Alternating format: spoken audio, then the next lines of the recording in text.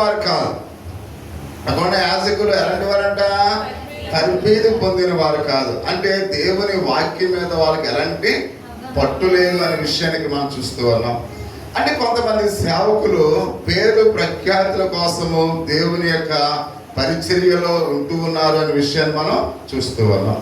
అంటే దేవుని యొక్క యాజకుడు అంటే అదొక గౌరవం కనుక దేవుని యొక్క అంటే ఒక కలెక్టర్ కూడా యాజకుడిని ఎంతో గౌరవంగా చూస్తూ ఉంటారు. అంటే కొంతమంది ఆ యొక్క సంపదల కొరకు దేవుని ఆశ్రయించే వారుగా ఉన్నారు. కొంతమంది పేరు ప్రఖ్యాతుల గురించి దేవుని ఆరాధించి ఆశ్రయించే వారుగా ఉన్నారు అనే విషయానికి మనం చూస్తూ ఉన్నాం. అంటే వీళ్ళు సంపాదన కొరకు స్వార్థంతో లేదా పేరు ప్రఖ్యాతుల గురించి గౌరవం గురించి అదే తలంపులతో వాళ్ళు జీవించేవారు అనేక మంది ఉన్నారు. అంటే వారికి ఏమి లేదు, తర్ఫీదు లేదు. అంటే చాలా మంది సేవకులు మనం చూస్తూ ఉన్నాం. వాళ్ళు ఇక్కడ రాత్రి ఎంతమంది బోధించారు సువార్తలు? అంటే దేవుని వాక్యాన్ని ఎంతమంది చెప్పారు? చెప్పాలి, మొహమాటం లేకుండా చెప్పాలి. ఇద్దరు చెప్పారని మీరే అంటారు, కానీ రాత్రి ఒక్కరే వాక్యం చెప్పారు. అర్థమవుతుందా? రాత్రి ఎంతమంది చెప్పారు వాక్యం? ఒక్కరే చెప్పారు.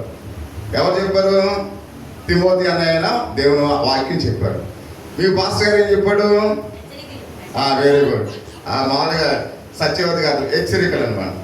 అవి వాక్యం కాదు, కేవలం హెచ్చరికలు. అంటే ఇక్కడ మనం చూస్తూ ఉన్నాం. ఇప్పుడు సాధారణంగా మనం ఇది ధవళేశ్వరం బ్రిడ్జి, ఇది ఎరగాల బ్రిడ్జి అంటే అవి కేవలం హెచ్చరికలు మాత్రమే. కానీ బోధ అంటే ఏంటి? ధవళేశ్వరం బ్యారేజీ అనగానే మనకు ఎవరు గుర్తు రావాలి? కాటన్ గారు రావాలి. ఆయన ఎందుకు వచ్చాడో కావాలి, ఆయన ఎందుకు దీన్ని ధవళేశ్వరం బ్యారేజీని కట్టాడో తెలియాలి. అంటే దాని గురించి క్షుణ్ణంగా తెలుసుకుని బోధించేదే బోధ. అంతేగాని కేవలం ఆ ప్రకటన గ్రంథంలో ఇది ఉంది, తర్వాత ఇంకో గ్రంథంలో ఇది ఉంది అని చెప్పుకుంటూ వెళ్ళిపోయాడు అనుకోండి, అది కేవలం ఏంటది? హెచ్చరికలు మాత్రమే, బోధ కాదు. అంటే బోధ అంటే ఒక విషయాన్ని చెప్పినప్పుడు రాత్రి ఆయన ఏం చెప్పాడు? కృతజ్ఞత గురించి చెప్పాడు. ఆ కృతజ్ఞతలో ఒక 3 పాయింట్లు చెప్పారు. అంటే అది బోధ అంటే. అంతేగాని మనం ఏదో ఒకటి ఏదో ఒక చదువు మళ్ళీ ఇంకోటి చదువుతాం ఇంకోటి చదువుతా అంటే బోధ కాదు. అది ఏమంటారు? హెచ్చరికలు. అంటే దేవుని బోధ అనేది ఇప్పుడు మనం చూస్తున్నాం. యెషయా గ్రంథంలో ఆ దినాల్లో ఎలా జరిగింది, ఏం జరిగింది అనే విషయం ఆ ఒక్క దాంట్లోనే మనకు ఆ వాక్యం అంతా కూడా అర్థం కావాలి. అలాగనే అది బోధ అంటారు. అంటే రాత్రి ఎంతమంది బోధించారు? ఒక్కరు మాత్రమే బోధించారు. ఎందుకంటే ఒక్క మాట చెప్పకూడదు, దేవుని వాక్యం ఉన్నది ఉన్నట్లుగా చెప్పాలి. అంటే ప్రియ సహోదరి సహోదరులారా, పరిశుద్ధ గ్రంథంలో మనం ఆలోచన చేస్తున్నప్పుడు అందుకనే నేను ఎక్కడికైనా వెళ్తే 2 ప్రసంగాలు ప్రిపేర్ అవుతాను. ఎందుకంటే ఎక్కువ నాకు సాధారణంగా లాస్ట్లోనే ఇస్తారు. ఎందుకంటే కొద్దిగా పొడుగ్గా ఉన్నామని ఏంటో కానీ లాస్ట్లో ఇస్తారు. నాకు ముందున్న పాస్టర్ గారులు అన్నీ కూడా బైబిల్లో ఉన్నవన్నీ కూడా చెప్పేస్తారు. అందుకే నేనేం చేస్తాను, 2 వారాలు తీసుకుంటాను. వాళ్ళు ఏం చెప్తున్నారో దానికి డిఫరెంట్గా నేను చెప్తూ ఉంటాను. అంటే ప్రతి విషయంలో కూడా మనం సిద్ధపాటు కలిగి ఉండాలి. దేనికైనా ఒకవేళ మనం చెప్పేది వాళ్ళు చెప్పేసినప్పుడు కూడా దాంట్లోనే వేరే ఉద్దేశాలతో వారికి బోధ చెప్పాలి. అది మన యొక్క టాలెంట్ని బట్టి, మన ప్రిపేర్ని బట్టి, మన తల్లిబుద్ధిని బట్టి మనం నేర్చుకునేది. అందుకని చివరి వరకు నేను ధైర్యంగా ఉంటాను. కొంతమంది ఏం చేస్తారు, నేను చెప్పాలనుకున్నా నువ్వు అయ్యి మాస్టర్ గారు చెప్పేశారని అయ్యే ఎక్స్ప్లెయిన్ చేస్తారు. అది కాదు. కాబట్టి చెప్పేసిన దాంట్లో కూడా ఒక కొత్త విషయాన్ని మనం బోధించాలి. అది మన టాలెంట్. అంటే ప్రతి విషయంలో కూడా. కాబట్టి తర్ఫీదు పొందిన దైవజనులు ఆ దినాన్ని లేరు కనుక అక్కడ ప్రజలను వాళ్ళు ఏం చేస్తున్నారు, తెగమాక పరిచి. కాబట్టి ఎలాంటి మారుగా అర్పణలైనా మీరు తీసుకురావచ్చు, ఎలాంటి నాసిరకమైన దేవునికి ఇవ్వచ్చు అనే ఒక ఆలోచనతో వారు బోధిస్తున్నప్పుడు వాళ్ళు కూడా వారి యొక్క పరిపూర్ణంగా దేవుని యొక్క విశ్వాసంలో లేని వారిగా ఉన్నారు అనే విషయాన్ని పరిశుద్ధ గ్రంథంలో అయితే మనం చూస్తూ ఉన్నాం. అంటే ఇక్కడ ప్రియ సహోదరి సహోదరా, అయితే ప్రభువు పట్ల వారు ఏమాత్రము కూడా నమ్మకంగా ఉన్నవాళ్ళు ఏమాత్రం కూడా లేరు.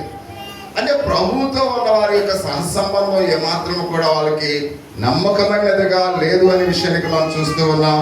ఈ విషయాల గురించి వాళ్ళు విచారిస్తూ ఉండేవాళ్ళు. ఎందుకంటే వారి సమాజానికి అది మంచిది కాదని వారికి తెలుసు ప్రియ సహోదరి సహోదర.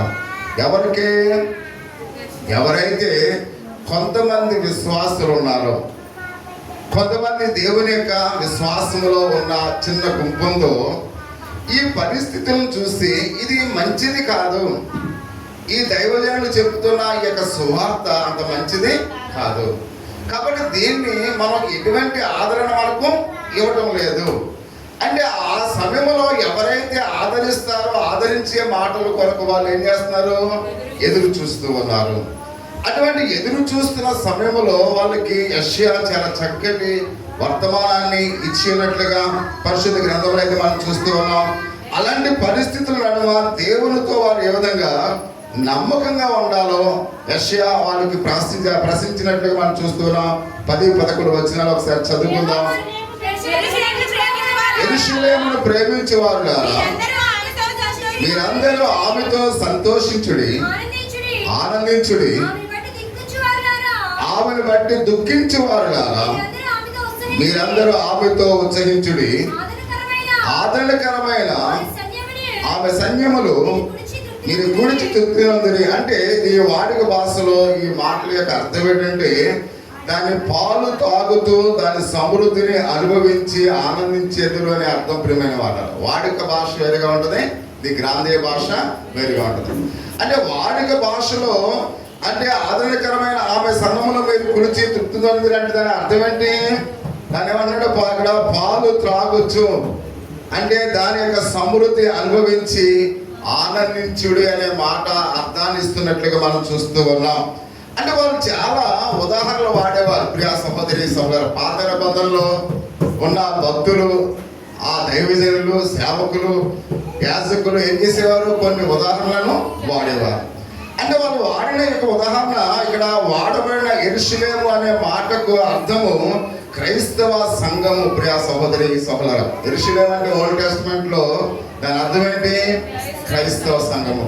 దేవుని గృహం అంటే ఆ పాత నిబంధనలో, ఆ కొత్త నిబంధనలు ఏంటి? దేవుని యొక్క సంఘం అని.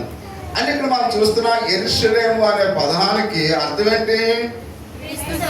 ఆ దేవుని యొక్క సంఘం అనే అర్థము. అంటే క్రైస్తవ సంఘముగా లోకమంతా ఉన్న విశ్వాసుల సమూహము. ప్రియమైన వాళ్ళరా, క్రైస్తవ సంఘం అంటే కేవలం షారోన్ లోదన్ సంఘం మాత్రమే కాదు. మీకు అర్థమవుతుందమ్మా? మీరు స్పందించట్లేదు, బాగా రాత్రి అలసిపోయినట్టున్నారు. చెప్పాలి, క్రైస్తవ సంఘం అంటే క్రైస్తవ సంఘం అంటే కేవలం ఒక సంఘం కాదు, ప్రపంచంలో ఉన్న క్రైస్తవులందరూ కూడా ఒకే సంఘము. ప్రపంచంలో ఉన్న క్రైస్తవులందరూ కూడా ఒకే సంఘము. కాబట్టి ఇందాక మనం చూస్తాం, మంచి వాళ్ళు ఉంటారు, చెడ్డవాళ్ళు ఉంటారు. అది వీళ్ళు మంచివారు చెడ్డవాళ్ళని మనం తీర్మానం చేయలేం, తీర్పు తీర్చలేం. ఎందుకంటే వారి యొక్క హృదయాంతరంగాలు మనకు తెలియదు, ఎవరు ఎలాంటి విశ్వాసతలు కలిగి ఉన్నారో మనకి తెలియదు. అంటే మనం ఎవరిని కూడా తీర్పు తీర్చలేము, కానీ అది దేవునికి మాత్రమే తెలుసు. అంటే ఇక్కడ మనం చూస్తూ ఉన్నాం, క్రైస్తవ సంఘం అనగా ప్రపంచంలో ఉన్న క్రైస్తవ విశ్వాసులందరూ కూడా దేవుని యొక్క సంఘము. చూడండి, మనం చూస్తున్నాం ఆగస్టు 15 అది అందరికీ కూడా స్వాతంత్రత వచ్చిన దినం. మీకు అర్థమవుతుందా? అంటే మారంపల్లి స్కూల్ పిల్లలకే స్వాతంత్రం రాలేదు, ఎవరికి వచ్చింది? ప్రపంచంలో ఉన్న దేశంలో ఉన్న వారందరికీ కూడా స్వతంత్రత వచ్చింది. కానీ ఇది వరకు మా చిన్నప్పుడు ఎవరు ఎక్కువ అంటే బాగా పొడవంటి ఎదురుగారు పట్టుకెళ్ళి జెండాలు కట్టుకుని ఊరంతా తిరిగేవారు మా చిన్న వయసులో. అంటే అంత చిన్న వయసులో ఇక్కడ ఒక విమలమ్మ గారికి, తర్వాత ఎవరికి ఇంకెవరున్నారు, పెద్దవాళ్ళు ఇంకెవరున్నారు వాళ్ళకి తెలిసాము. అంటే ఆ స్కూల్ పిల్లలందరూ కూడా ఇంచుమించు 280 మంది 300 మంది ఉండేవారు హై స్కూల్లో. మా హాస్టల్ పిల్లలే 100 మంది ఉండేవారు. కాబట్టి వాళ్ళ దగ్గరికి ఈ చుట్టుపక్కల గ్రామాలు ఇంచుమించు 300 మంది ఊరంతా కూడా తిరిగేవారు, జెండాలు కట్టుకుని ఎదురుగాళ్ళకి జెండాలు అంటించుకుని ఊరంతా కూడా తిరిగేవారు. అంటే దాని అర్థం ఏంటంటే గ్రామ ప్రజలందరూ కూడా ఆ స్వతంత్ర దినోత్సవాన్ని అందరూ కూడా వాళ్ళు కూడా ఆ పిల్లల వాళ్ళతో తిరిగేవారు. అంటే వాళ్ళు ఏమనుకునేవారు? స్వాతంత్రత స్కూల్ పిల్లలకే కాదు, మనకు కూడా స్వాతంత్రత అని వాళ్ళందరూ కూడా తిరిగేవారు. అంటే అందరూ కూడా ఆగస్టు 15 ప్రతి ఇంటిలో కూడా ప్రతి ఒక్కరు కూడా చేసుకునేవారు. కానీ ఇప్పుడు ఎవరు చేసుకుంటున్నారు? పిల్లలు మాత్రమే చేసుకుంటూ ఉన్నారు. అంటే మన పెద్దవాళ్ళు ఏమనుకుంటున్నాం, ఇది పిల్లల పండుగ అనుకున్నాం. పిల్లల పండుగ కాదు, ఆగస్టు 15 పిల్లలకు సంబంధించింది మాత్రమే కాదు, అందరికీ భారతదేశంలో ఉన్న పౌరులందరూ కూడా అది పండుగ. కానీ మనం నిర్వహిస్తున్నామా? నిర్వహించడం లేదు. కానీ ఇక్కడ మనం చూస్తూ ఉన్నాం, క్రైస్తవ సంఘం అంటే కేవలం మారంపల్లి మాత్రమే కాదు, ప్రపంచంలో ఉన్న క్రైస్తవులందరూ కూడా ఒకే సంఘము అనే విషయం మనం ఎప్పుడు కూడా మర్చిపోకూడదు. అంత మాత్రమే కాకుండా ఆయన అంటూ ఉన్నాడు దేవుని యొక్క వాక్య భాగంలో, దీన్ని అదృశ్య క్రైస్తవ సంఘం అని పిలుస్తున్నాం. అదృశ్య క్రైస్తవ సంఘము అంటే అదృశ్యమైనదంటే అర్థం ఏంటి? కనిపించినది. ఇది కనిపించిన సంఘం ఎవరు కనిపిస్తుంది? దేవునికి మాత్రమే కనపడుతుంది. ఇది దృశ్యమైన సంఘం. మనందరం కూడా ఎవరో దృశ్యమైన సంఘం, మనము ఆ కనిపించే సంఘం. అంటే మన సంఘ సభ్యులు పాస్టర్ గారికి తెలుసు, మీ ఫ్రెండ్స్ ఎవరైతే మన సంఘంలో ఉన్నారో మీకు తెలుసు. ఇది దృశ్యమైన సంఘం. అదృశ్యమైన సంఘం ఏమో ఎవరికి తెలుసు? దేవునికి తెలుసు. ఇక్కడ ఉన్న వాళ్ళందరూ కూడా పరలోకం వెళ్ళిపోతామంటే అదృశ్యమైన సంఘంలో కొంతమంది మాత్రమే ఉండొచ్చు, లేక అందరూ ఉండొచ్చు. అది మనం నిర్ణయించడానికి ఎవరం కూడా సరిపో. మనం అందరం కూడా అదృశ్య సంఘంలో ఉండొచ్చు, ఉండకపోవచ్చు. అంటే దృశ్యమైన సంఘంలో ఉన్న వాళ్ళందరూ కూడా అదృశ్యమైన సంఘంలో ఉంటారని నమ్మకం లేదు.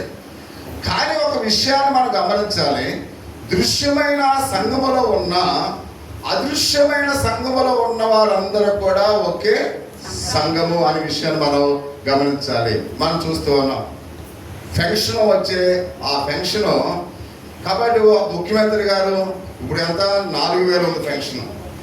4,000ని 5,000 చేశారనుకోండి, కేవలం ఇక్కడ మీకు ఒక్కరికి మాత్రం 5,000 రాదు. అర్థమవుతుందా? మీ ఒక్కరికి మాత్రం 5,000 రాదు, రాష్ట్రంలో ఉన్న వాళ్ళందరూ కూడా 5,000 వస్తుంది. అలాగే ఈ అదృశ్యమైన సంఘములో ఎవరైతే ఉన్నారో దేవుడు అందరినీ కూడా ఆశీర్వదిస్తాడు. కేవలం శారంలో సంఘంలో ఉన్న వారు మాత్రమే ఆశీర్వదించాడు. ఈ అదృశ్యమైన సంఘములో క్రీస్తు సంఘములో ఎవరైతే ఉన్నారో వాళ్ళందరినీ కూడా దేవుడు ఏం చేస్తున్నాడు? ఆశీర్వదిస్తూ ఉన్నాడు. అంటే మనం ఏ సంఘంలో ఉన్నాం? అదృశ్యమైన సంఘములో ఉన్నామనే విషయాన్ని ఏ మాత్రము కూడా మర్చిపోకూడదు అనే విషయాన్ని మనం చూస్తూ ఉన్నాం. అంటే ప్రియ సహోదరి సహోదరులారా, కాబట్టి ఇక్కడ విశ్వాసి